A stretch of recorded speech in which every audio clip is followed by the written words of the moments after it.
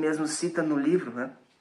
Ele estava falando sobre a religião e as pessoas, e uma moça disse para ele que muitas religiões são excludentes e realmente elas são excludentes, mas não são as únicas, né?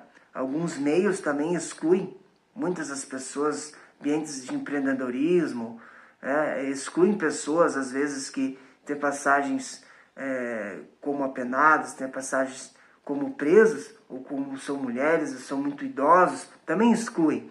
Então a sociedade se forma dessa maneira não porque a religião é daquela forma excludente, mas porque nós somos excludentes, para nós formar um grupo que pensa como nós e exclui os outros, para que a gente possa sobreviver. Isso é um indício de instinto de conservação da espécie, que hoje nós temos uma cooperação maior, existe algo intrínseco na gente da busca pela cooperação de alguém. Se alguém está em perigo, nós temos automaticamente aquele impulso de ajudar, de cooperar. Então essa é a questão moral que está se desenvolvendo desde o início lá dos primatas em nós, e nós evoluímos. Hoje nós somos muito melhores do que nós fomos como primatas, mas nós ainda temos muito que melhorar, né, em termos de desigualdade social e busca da melhoria de vida daqueles que mais precisam. É só a gente olhar na sociedade que a gente vai ver o quanto nós precisamos ainda evoluir em termos de moralidade para que nós sejamos melhores como os indivíduos, né? Não como um indivíduo egoísta, mas como um indivíduo que coopera em sociedade.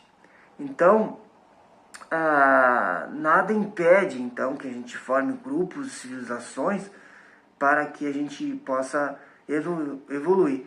A questão é os extremismos. Os extremismos é só esse grupo, outro não, é só o que eu penso e o resto não. Então isso faz com que nós criemos monstros gestores e que coordenam sociedades pelo meio da gestão política, porque a imagem da sociedade é a imagem dos seus governantes. Então, aquele que traz uma postura autoritária é uma visão ainda de uma população que pensa dessa forma, né? Mas, como a gente refletiu no livro, são posturas que, às vezes egoístas, instintivas, que fizeram a gente evoluir ao longo do tempo. Só que, nesse momento, não basta mais viver dessa forma, não basta mais ser dicotomia de um lado ou do outro. A relação da moralidade na sociedade é uma visão multifacetada. Não se vê só pela ciência, não se vê só pela moral, só pela religião. A religião pode ajudar a pessoa a ser melhor, mas não é a única vertente. A ciência ajuda também o ser humano a se desenvolver, e a ciência é um pé na lógica, é uma relação confiável do progresso, se a gente pode dizer assim, mas a pessoa não evolui só dessa forma, como eu falei. Alguns cientistas, muitos cientistas, evoluíram também com um pé, com a sua relação com a questão da religiosidade, da fé, atrelado junto com a sua busca pelas novas descobertas na ciência. E até mesmo aqueles que são ateus também conseguem fazer muitas coisas boas frente à sociedade. Então nós não podemos julgar o outro, né? Deve-se analisar sempre com uma visão filosófica sobre os acontecimentos, ou seja, ampliar o nosso conhecimento. Se a gente ficar muito perto da tela, como eu estou aqui, eu não vou ver o que está acontecendo ao meu redor. Se eu ampliar, afastar mais, eu vou conseguir ver outros problemas que eu não via antes. Albert Einstein dizia muito isso, né? Quando ele pensava muito sobre um problema, ele não vinha solução para ele. E então, quando ele saía, dava um passeio, pensava em outras coisas, ia fazer outras coisas, a solução vinha. Então, o que isso quer dizer? Quer dizer que se a gente se focar, se bitolar muito numa direção, a gente pode se perder na solução e não ver outras alternativas de vida.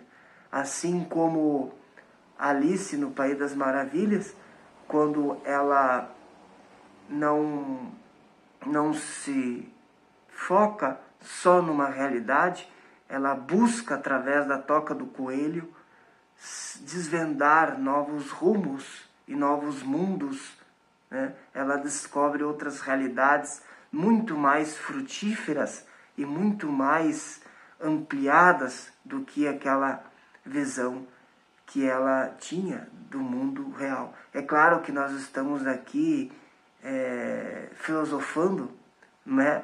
Mas a gente pode fazer uma ligação e relacionar essa análise, então, de que nós não podemos só ficar focar no A e não entender o que o B pensa. Então, a primeira postura de modificação moral é também procurar ouvir o outro sem excluí-lo, né? Fazer com que você reflita sobre a maneira dele pensar. Então, eu espero que você tenha aproveitado essas reflexões, leia o livro, né? E ative o sininho, deixe seus comentários.